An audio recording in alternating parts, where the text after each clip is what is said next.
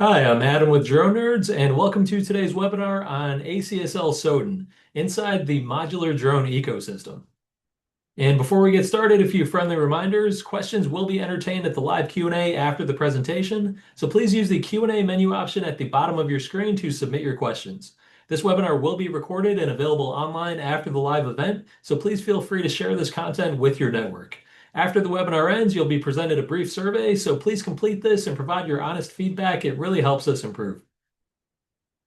And today we're joined by Robert Hart. He is the founder of LiDAR Drone Services, a nationwide aerial thermography and data capture firm supporting energy and infrastructure assets. His team has inspected over 6 gigawatts of utility scale solar and flown thousands of missions across the US from Texas to Michigan. Robert holds multiple advanced thermography certifications and specializes in actionable infrared inspections that help EPCs and asset owners identify failures faster, reduce risk, and prioritize corrective action. He has spoken at Commercial UAV Expo and Elevate UAV, sharing real-world insights on thermal inspection workflows, data quality, and turning aerial data into decisions. And we're also joined by Tyler Ackerman with ACSL. And with nearly a decade of experience in the drone industry, Tyler leads ACSL's channel partnership strategy, partnering with resellers, integrators, and solution providers to expand market presence and accelerate adoption of ACSL UAV technology. He drives partner onboarding and enablement, aligns go-to-market efforts, and brings field insight into how ACSL platforms fit real-world operational requirements. Tyler is focused on building strong partner relationships and helping organizations evaluate, deploy, and scale drone programs with confidence. So without further ado, guys, take it away. Great, thanks, Adam. Let's go ahead and share my screen here. All right. Good deal. Well, thanks everybody for joining the webinar. Excited to talk to you today. Obviously, thank you to Robert from LiDAR Drone Services. We're excited to hear a little bit more about how he's been using SOTEN out in the field.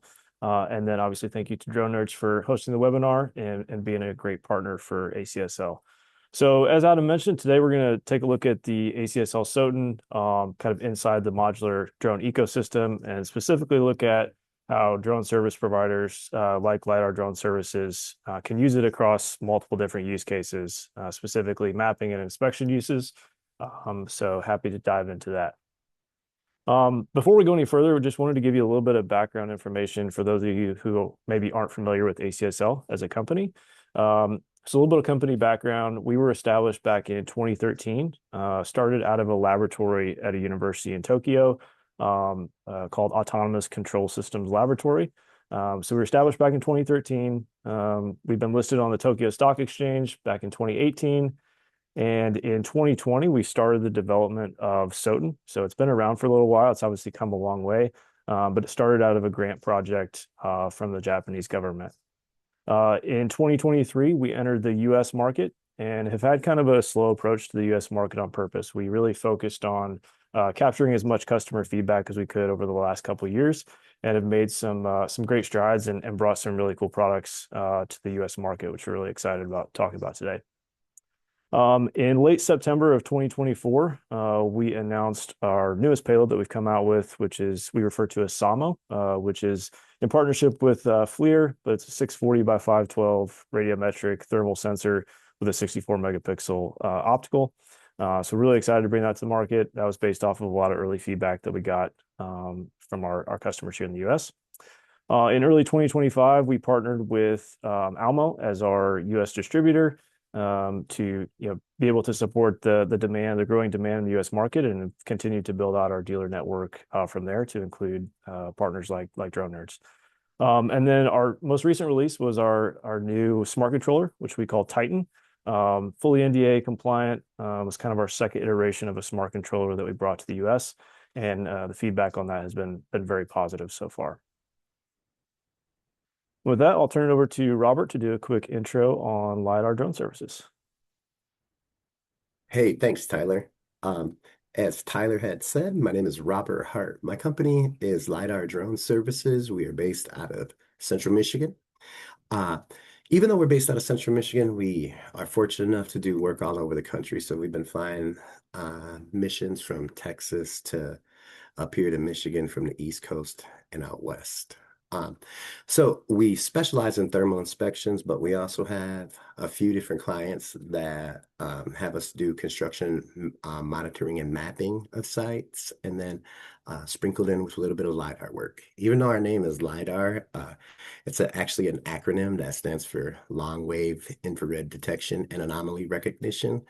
But I thought when I was starting a company that LiDAR Drone Services might be a easier name to recognize. But yeah, so as Tyler and these guys had said, we're a company that specializes in mapping and inspection services. So we have a few different clients. Like here in Michigan, we do tons of inspections for our energy company, the Detroit Energy Company, DTE. We do a lot of processing with Sidemark. Some of the EPCs are Artisan Solar out of Kansas, Barton Mallow here in the Midwest. Several different partners. So it's just been a lot of fortunate opportunities that have happened for us, and we're happy to be a part of this webinar here. The SOTEN got to us a few months ago, 2 months ago now, and we've had a chance to get it out in the field a couple times, and we'll talk about that here in the upcoming couple slides. Awesome. Thanks, Robert.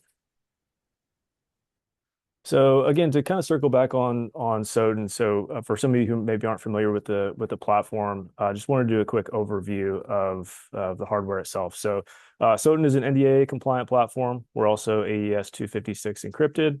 Has about a 25-minute flight time. Kind of the unique thing with SOTEN is the swappable payload capability. So with one airframe, you can swap on a number of different cameras. We have 4 different payload options that you'll see up there at the top of the screen. The first one being our standard payload, which is a 20 megapixel 1-inch sensor with mechanical shutter. We also have what we refer to as SAMA, which is that thermal optical payload, which is a 640 by 512 radiometric with a 64 megapixel on the RGB side. Then we also have a zoom payload, which is a 2.5 times optical, 10 times digital zoom. And then we have a multispectral payload as well for those agricultural type use cases. And then all the supporting accessories that you'd be used to with an enterprise drone platform. As I mentioned, we have a couple different smart controller options, the main one being the Titan smart controller. We also have a top mount that allows you to move the camera up to the top of the drone, for example, for bridge inspections or any type of use case where you need to look above the drone. And then we also have an RTK module that's coming out here very soon, so stay tuned for more on that. So benefits of SOTEN for drone service providers. Why does this how does this fit into that type of workflow? So as I mentioned, we're NDAA compliant, but as legislation changes and whatnot, there seems to be a growing need for platforms that are NDAA compliant for those maybe federally funded projects or critical infrastructure inspections where customers are requiring a compliant platform. So we can definitely fulfill that need. As I mentioned, the interchangeable payloads, why that kind of matters for drone service providers. You can now take one airframe and kind of work in multiple verticals without having to invest in multiple platforms that specialize in each one of those. So, with one SOTEN airframe, you can, add kind of to your payload capability and work in all those different verticals at once, which Robert's going to share a little bit of how he's done that here in the past. Compact and folding. So it is a small foldable airframe. It's a little bit larger than a Mavic, but kind of in that same size class. But it makes it very easy to deploy quickly, easy to transport from job site to job site. And then flight performance. We have a proprietary flight control algorithm that we're very proud of, and it kind of lends itself to SOTEN being able to operate in a number of different environments and fly very reliably. And again, just opening up the company to new opportunities. So again, as you kind of expand, adding on some payloads to the platform, you could continue to work in new verticals and different use cases. So mission pre-planning with SOTEN. So a couple different things that you can do that's unique to the platform. So you can pre-plan missions with our takeoff application on a Windows or PC. You can actually download the takeoff application from our website. If you're interested and want to kind of mess around with the ecosystem, you'll see a screenshot down there at the bottom left. We also have the ability to download offline maps on the Titan. So if you want to do that ahead of time so that when you get out in the field, you've got your maps pulled up to be able to create missions, you can do that. We also have the ability to upload KML files. So as part of your pre-planning, if you want to upload a KML and then create your mission over the top of that, that's an option.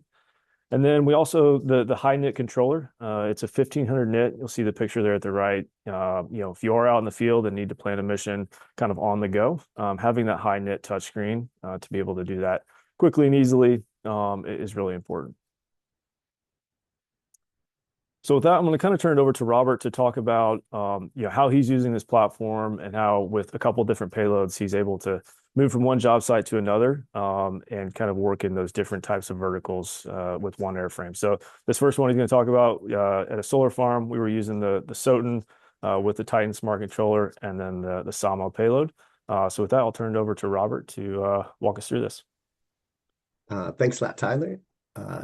Yeah, so we got a chance to get the SOTEN and the Titan out into the field with the SAMO thermal payload. So I had two different missions, so to speak, on this day. One of them was to head down for an asset owner to a solar site that's probably about maybe 20 miles from where we're located here in Central Michigan. And we were just flying an overhead flight today for the asset owner to monitor string and array level outages. So there wasn't any mapping involved with the SAMO, but it does have that capability. And we did get it out on a mission after that for a small section that we sent in to get processed through SiteMark. We haven't got the report back yet, but as soon as we do, we'll share that with everybody, and I'm sure that'll get shared out through the pipelines that come. But as I said, back to this day, we was able to get on site. The SOTEN, as they said, is very, very user-friendly in the sense of being able to pull up to the site, get your landing pad out, get the case out. The SOTEN literally just clicks out, four arms, click, click, click, put your props on, load the battery, load your payload. So what the general inspection was, like I said, was of the array and string outages. It was pretty fortunate that this site didn't have any at this section of it. But for the pre-planning and the mapping portion, we did build the flights through their takeoff app and then imported that into the controller. I did want to touch on when Kyle said about importing KML files. I've ran into it's just kind of a tidbit for anybody that's out there flying that sometimes what I've ran into is that like when sites are being commissioned and you're coming in there for an inspection, they might not be on like Google Earth or something of that nature yet. So I found that like other apps like OnX, for instance, the hunting app, if you're using their their web site edition of their app, so to speak, you can actually use KMLs, and I found that their maps have been more updated than even Google Earth. So it's just a little tidbit that, you can go out of the OnX website, outline your solar site, export as a KML, import the KML to your controller, and bam, there you go. So that's just something I wanted to touch on for the pre-planning and mapping flight. Next slide, please. So the field app, we were in the air for just about a full battery. We got just over 20 minutes on a full battery. This was probably about maybe a 10 megawatt section complete of the site, or a 10 megawatt section of the site. So it took us about 20 minutes to fly over, get some good imagery for the client. This one we processed in-house and built them a report, got that back over to them within 24 hours. They were able to verify that everything was up and functioning perfectly. So this was a pretty simple and straightforward use of it. But yeah, it should be awesome to see what comes back from the AI reporting portion as well as from the thermal payload. Another thing that keep in mind too, that this is a FLIR thermal payload, and that does not require any kind of thermal conversion or converter for the files. Sometimes like on a DJI thermal payloads like M3T, M4T, and stuff like that, if you wanted to utilize FLIR Thermal Studio, you would have to run those files through a converter. This fortunately is a FLIR payload, so you'll be able to import that directly into a Thermal Studio type software. But yeah, so let's move on to our mapping mission portion. About, like I said, that solar site was about 20 miles away. We have a casino here in central Michigan that sometimes uses our aerial data. So we had them reach out and asked if we could capture some updated aerial imagery for them. And the gear that we used for that was the standard payload that's offered for the SOTEN. Now that comes with a mechanical shutter and 20 megapixel RGB camera. We flew this mission at 375 feet with 75 overlaps. That's pretty much what we fly a lot of our like construction mapping and client when we're going to do monitorings. For instance, we have another casino client, tribal client that has a casino that they're building in Beloit, Wisconsin. We do bi-weekly construction monitoring flights there, even been going all winter long. So over there, we're flying at just under 400 feet, 75 overlaps, and as fast as it can go. For this one, when we was out there with the SOTEN, we was flying this at 22 miles an hour. It took us probably about 6 minutes to get the first flight done that we flew at nadir with the camera at 90 degrees down. Then once we were done with that mission, we flew another mission with the camera positioned at 45-degree angle, and then we flew a crosshatch mission with that. So inside the Titan controller, if you look down at the bottom picture, is actually showing the crosshatch mission. So once you build one mission in there, part of the options is to be able to select a slider button, and you can slide that over and it'll give you a 90-degree crosshatch as well. So that's really convenient when it comes to like building these orthos and 3D models that a lot of clients are doing. The update in imagery was for their facilities department, because they'll take that and then actually select sections within the 3D model that gives them the how much area that is, and it helps them with when they're ordering their like fertilizer, their dirt, their flowers, things like that for their landscaping. It even helps during the winter, they said, for like when they're estimating their purchasing their salt for the casino parking lot. So just a lot of different, unique use cases for this kind of data. Next slide, please. Yeah, so it was a great day for, if you can think back to one of the first pictures that showed me standing there with the controller in front of the casino. It was a perfect overcast afternoon. It was great in the morning for that solar site. Then we got here, the clouds came rolling in, and it was a good day for capturing capturing regular data, RGB data, to build a ortho or a 3D model, because it had less shadows due to the overcast day. So like I said, it took us about 6 minutes to fly the first flight, and then maybe about, I think, 10 minutes to do the crosshatch, but we was all done in one battery with all three missions.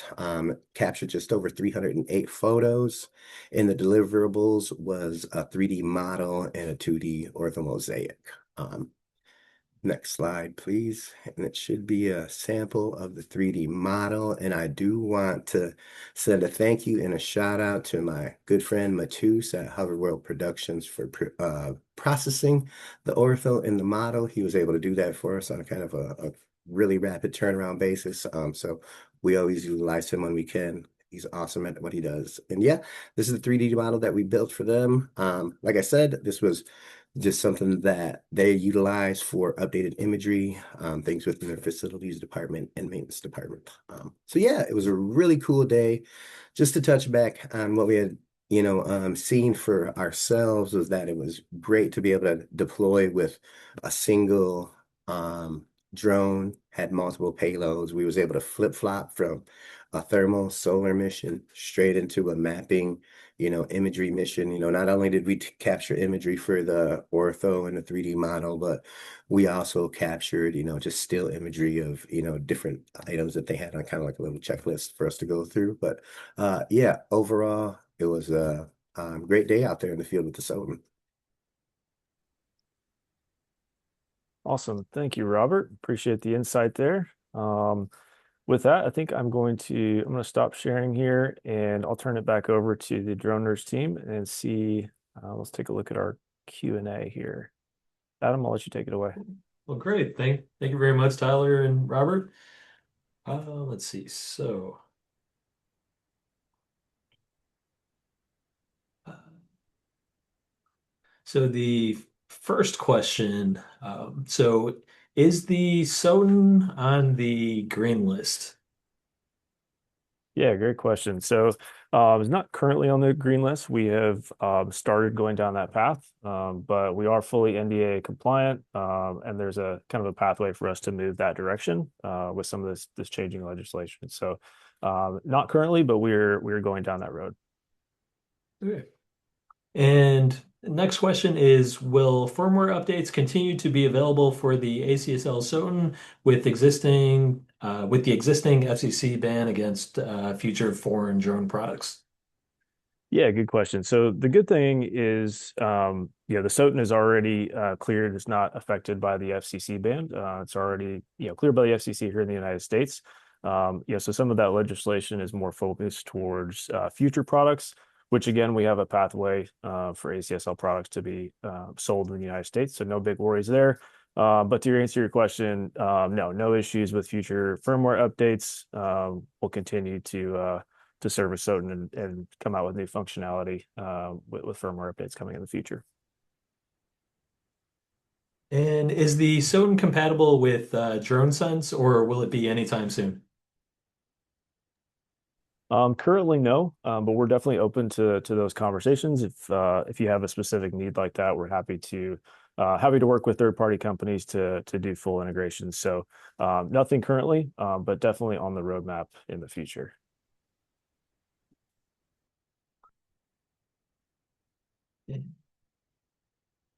Let's see. And does the Titan and SAMO have the capability to capture mapping imagery of both radiometric and RGB images at the same time and in the same mapping mission?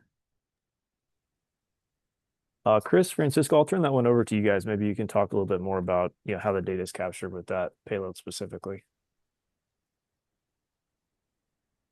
Yeah, you can indeed capture images from the optical and thermal sensor at the same time, so no problem.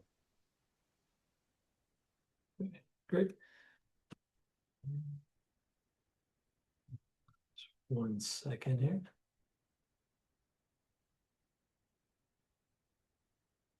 And where does the DSM come from, or does it follow terrain as sensed rather than a model in memory? I can take that one as well. Yeah, we use a terrain map provider. I can't remember the name off the top of my head, but as long as you have an internet connection, you will get the terrain data in addition to the map data.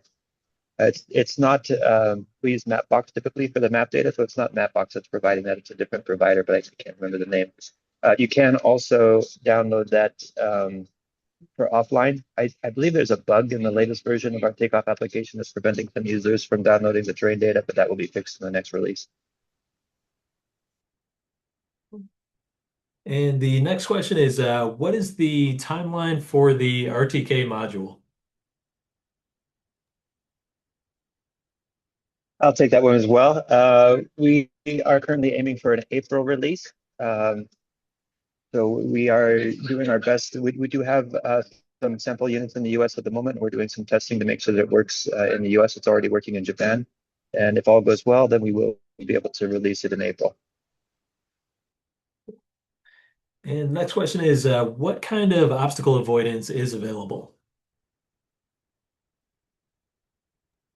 Yeah, so obstacle avoidance on top, front, and bottom of the drone. So not a full 360, but it is top, front, and bottom. And the next question is there a plan to have the SOTEN enter the film industry space, i.e. recording codec, high resolution, etc.? Chris, I'll let you take that one. Okay, thanks. Yeah, the short answer is no. I don't think that our camera design and gimbal design would be ideal for that application. But we are thinking about it internally about our future products, how we can better serve that segment of the market, especially with the current kind of vacuum that's starting to form in the U.S. market, it seems that there are needs that we might be able to meet that we didn't think we would be in a position to meet a year or so ago. So yeah, please stay tuned, and we might have some interesting news to give in the near future. Cool. Very cool. And next question is there any integration with ATAC or Eagle Eye's SAR platforms? Yeah, I don't think we have anything currently with ATAC. I think we have kind of gone down the path of exploring some integration with ATAC. I know, Chris, you've done some testing there, so I think there maybe is a pathway, but maybe nothing to speak of super specifically. I don't know, Chris, if you want to add to that. No, I will just say ATAC kind of works as is with SOTEN, not to the full extent, but some substantial portions of the features work. We definitely would like to work in more detail with ATAC to get it supported further. It's just a matter of prioritization. So as with all of these things, if there's a particular piece of software, we've certainly heard drone sets in this webinar so far. If there's others that come to mind, the more we hear that feedback, the higher priority it will be for us to make that integration happen. So please, by all means, reach out to us either through our website or through Tyler or your dealers, and we'd love to hear that feedback so we'll know how to best serve the customers. Cool. And next question is, what is the IP rating and can this drone be used in the rain? Yes, so the drone itself is IP43 rated, and then the controller, the Titan controller, is IP54. So there's some IP rating there. And next is, with the Titan controller, do you have the capability to download map tiles for terrain following or general mission planning for offline mission use? Yeah, that's what I was speaking to the previous question. So the simple answer is yes, but like I said, there's a bug in the latest version of Takeoff that's preventing some users from downloading the terrain data offline. That will be fixed in the next release. And is there a time frame for being able to input your own DSMs? There's no active development for that at the moment, but this is another piece of feedback that we've been hearing a little bit here and there, and I expect we will do it at some point, but I can't give a timeline at the moment. And can the SOTEN support dual operator missions, one controller used to fly the drone and one controller used to control the payload? So in short, yes, but I'll kind of clarify. So you can connect up to 3 controllers to one SOTEN. So what that gives you the ability to do is you have one pilot and then up to 2 observers. So the pilot is also in control of the payload or the camera. So the observer doesn't have the ability to move the camera. But you can connect up to 3 controllers and then hand off that control between those 3. So if you wanted to hand off pilot control to somebody else, for example, like in a corridor mission, if you wanted to hand off control and kind of piggyback off of each other, that's an option, or just to have a secondary controller there to view that imagery that's coming in. So yes, you can connect multiple controllers, but the pilot is controlling both the camera and the drone itself. And are the batteries smart batteries? Yes, they are smart batteries. And which photogrammetry processing apps currently have the SOTEN's camera model on board? Yeah, so I believe, Chris, feel free to jump in here, but our data should play nice with most of the post-processing software. I know a lot of our customers use Pix4D. I know there's a handful of other ones out there. I don't know, Chris, if you want to add anything to that, but. Yeah, I think the gist of this question is whether the intrinsic and extrinsic lens parameters are in the database of the service. And I think that Pix4D has those. I'm not 100% sure about that. We did go through a process with Pix4D to kind of certify that our photos were ready for Pix4D, but I can't recall if that included the lens parameters. Yeah, I'm sorry, I don't have a better answer for that at the moment.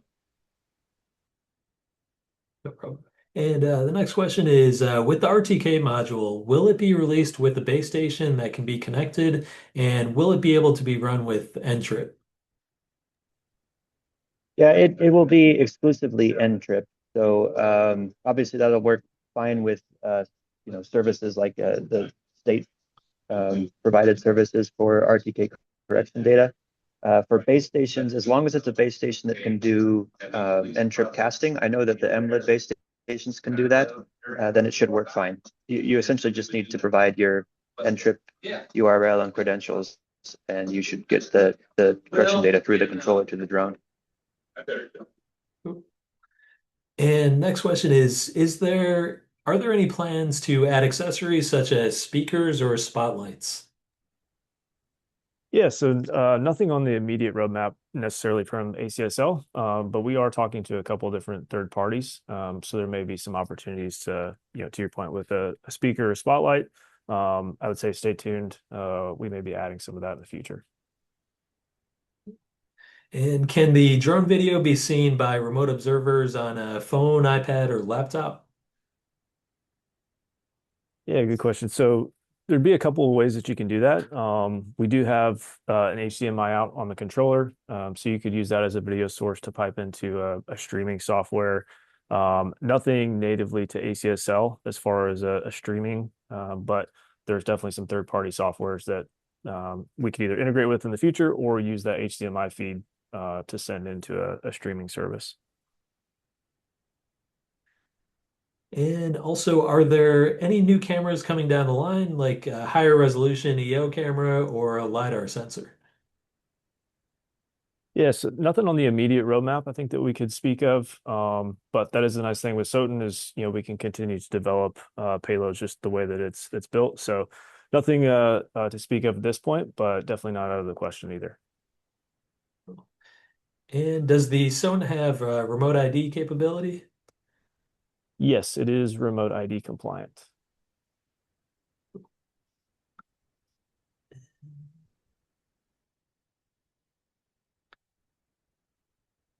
See, just going through the questions here. And does it have, well, it has video capability. And so can it be used in ESRI full motion video? I'm not sure if I understand the question, or Chris, you I'm have any not sure insight that I there? understand it either. Is that Esri? Did I get that? ESRI? Yeah, Esri. Yeah. I don't know what that is, but because I don't know what that is, I guess that means that we don't do it. Yeah, maybe follow up or happy to reach out to us directly. We could maybe get some more context for your question there, but Cool. And this one is about the RTK module. So can you speak about its functionality, compatibility with Ntrip, satellite constellations used, number of channels, precision, accuracy, etc.? Wow. Yeah, I don't have the catalog of that detail level of specs off the top of my head. I'll just say that it's a conical antenna that goes on top of the drone, similar to some of the other RTK hats that other drones have had, and it connects to the drone through a USB. And we use the same U-block processor on board. It's just that it's using this the different antenna to gather a slightly more precise signal, and then is receiving the Ntrip through the controller to the drone. Yeah, sorry, I'm not sure. I guess my best answer would be please reach out to us, and we will find that information and give it back to you. yeah, and to add to that too, I know Chris mentioned we're going to be rolling out the RTK module end of Q1 here around April timeframe. So we'll definitely send out some more information. We'll likely do another webinar like this where we'll really do a deep dive into the technical details of it. So definitely stay tuned for that. There'll be more information coming.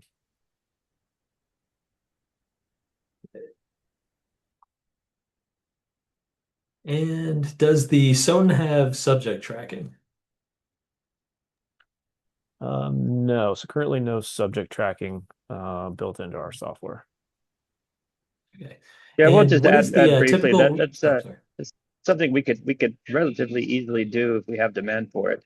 I mean, you can imagine that there's a long list of requests that we have, and we're constantly trying to prioritize the features that we implement first. So once again, if there's if you have this need, please let us know so that we know to prioritize.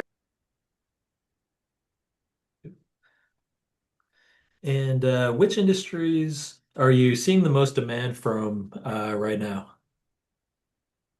Yeah, good question. I think it's yeah, that's kind of the unique thing about SOTEN is with the different payloads.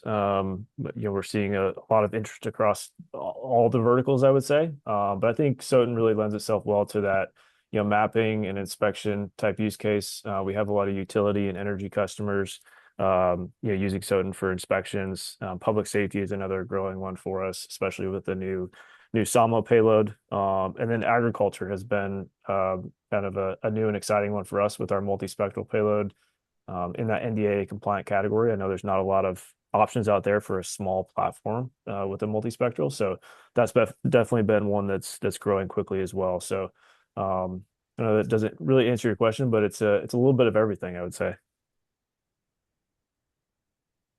And next question is, what is the approximate weight of the drone and how transportable is it? Yeah, so I think it's just over 4 pounds. Chris, correct me if I'm wrong, but I think that's the correct weight on it. And it You're comes right. packaged in a GPC case. So the drone folds up, the arms fold in to the size of about a tissue box, if you will. And so that fits into the GPC case with all of your extra accessories. So you can have all your payloads, controller, extra batteries, all fits in the case. And then we are going to be rolling out a new case design that actually allows you to leave the props on the drone. Because when you fold it up, the standard case that it comes with, you have to take the props off. But we will have an option for a props on case. That was some feedback we got from public safety, just to reduce the time to deploy the aircraft. Being able to leave the props on helped a lot. So we will have that as an add-on option as well. And are there any new verticals that you're actively testing or exploring? That's a good question. I'd say the list continues to grow as we continue to get more traction in the U.S. market. We're seeing being used in a lot of different industries, and then kind of going back to the different payloads that we see those being used in a lot of different ways. So I don't know if I could speak of anything specifically there, or if anybody else on the team has anything they want to add. But yeah, I'd say the list keeps growing. And does the ACSL SOTEN thermal have a IRPC tool similar to Autel or DJI thermal imaging? I'm not familiar with that. Chris, are you familiar with that? Yeah, we don't have anything that we offer ourselves, but I'll say that our because it's a FLIR camera, it works with FLIR tools. Yeah, and actually, I'll maybe refer over to Robert as well. I think Robert, you had some experience, so maybe you can speak to the FLIR tools capability, or what your experience has been with that as far as the data that you're getting from the SAMO payload. Yeah, can you repeat the exact question again? Because I thought it was something with Yes. like how they had the higher definition, like the UHR button. Yeah, so the person was asking, does the ACSL SOTEN thermal have an IRPC tool similar to Autel and DJI thermal imaging? Um, have this is the RIPC tool that has to maybe do with Autel. I'm not familiar with that with DJI. Yeah, I'm not familiar with that. But yeah, no, it is a FLIR payload. So if they're talking like processing software, this would all the files would go directly into like FLIR Thermal Studio.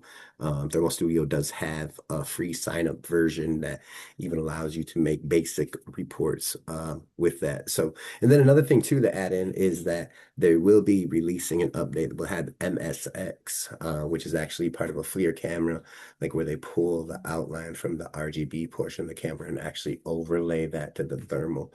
So that'll be another thing that will be added on to the SAMO coming down the road as well. And I think that will be a great addition for different things thermally, for even like for SAR to be able to have the outline from the RGB camera overlaid onto the thermal vision could help with like maybe thermal crossover and things like that for when they're searching during daytime or, less than optimal conditions.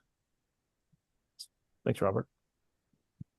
And the next question is there PPK logging with the RTK module?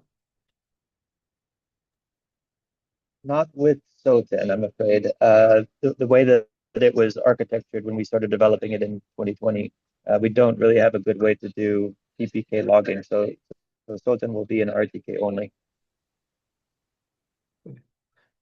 And another person is asking, what are the specs of the multispectral camera and how are the images calibrated? Yeah,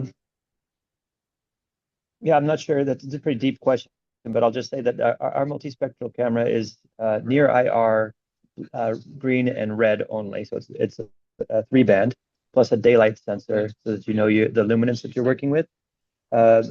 There, in terms of the calibration, I believe that we just have a kind of standard calibration for the camera in general, and there's a guideline about how to use the daylight sensor and combine each of the channels to give you an NDVI index, which is probably what you're most interested in. I hope that answers the question. And next question is, does the SAMO payload permit optional color palettes? Yes, so you do have the option to switch between a number of different color palettes. Off the top of my head, I can't remember how many options there are, but I'd say the standard ones that you're used to: white hot, black hot, iron bow. I can't think of the other ones off the top of my head, but there's a number of different options there. And does the ACSL offer visual navigation capabilities in-house or via partners? That's a good question. So we do our own vision-based navigation in-house. However, for the general release of SOTEN, we have limited it to what we call visual odometry. It's kind of like a hover assist. And you essentially, when you let go of the sticks and GPS is not reliable, then it uses the vision to keep its position. You can fly non-GPS in position mode. And it's kind of like an extended version of that hover assist. It's just going to move relatively slowly, much slower than you would with GPS, but it will be relying on the vision system rather than GPS for position control. You cannot do an automated mission in vision. Technically it's possible, and we've done this in the past. We've actually done this for many years in Japan, but for a general release, it's not quite at the level of robustness that we would like to have ideally. But certainly that's in our roadmap, is to have a fully autonomous vision only navigation. And I think you will see that coming from us in the next few years. But I can't give a very concrete answer at the moment. And what sets the SOTEN apart from its competitors? Yeah, so I think the one of the main things I think is that swappable payload capability. Something this size. I know there's some larger aircraft out there that have the swappable payload option, but having something in this form factor that has the multiple payloads, I think is kind of the unique differentiator for SOTEN, among other things. But I think that's probably the most relevant. And does the ACSL offer in-person training for companies purchasing the SOTEN? Yeah, I would say we're definitely open to that. That's kind of a two-tiered approach for us as well. We have a number of great dealers, including DroneNerds, across the country that can help with training as well. But yeah, we're definitely open to that if we can help with any sort of training or onboarding, especially for those fleet conversion type deals where you're trying to get a bunch of pilots trained up. we're definitely happy to help. So I'd say reach out to us for more info there. But yeah, we're definitely open to that. And another person is just asking, I guess if it has WMS web mapping services. Chris, I'll let you take that one. Yeah, I'm not really sure. That also does not ring a bell with me, but I would say that in general we don't have any mapping solutions ourselves other than in the planning and execution phase. But all of the post processing we rely on third parties like Pix4D, for example, to process the mapping. So if that's what the question is about, then I would say we just we generally work with third parties, and so far every third party map processing software that we've run into, we've worked with. If you have one that you are particularly interested in and you're not sure, definitely reach out to us and we'll either let you know yes or we can look into it. And is BV loss over the horizon LTE cell type connection a possibility in the future? Yeah, I don't know what would prevent you from using it, BV loss if you had the waiver. Um, for Part 108, which I personally think is still probably 2 years away, maybe the only thing that you would need is a beacon, which you could attach as a third-party accessory. Um, yeah, I'm not really sure what else to say about that at the moment. I don't think that there's anything that would prevent us from tackling BB loss. The LTE part, we decided not to. We actually have the capability to add LTE to the aircraft, but we have not done it because we weren't sure if investing in the recertification with the FCC would be worth it to enough customers to justify it. But again, if there's a big demand, then we would like to know so that we can prioritize that. Okay. And the last question is there any open SDK so people can develop custom apps to work with the platform? Yeah, there is something. It's not publicly available. Just to give you kind of window into our thinking here. So you can probably tell already that I've mentioned several times we have a lot of things that we want to do, and we're trying to apply our resources in the way that's going to benefit the most customers as possible.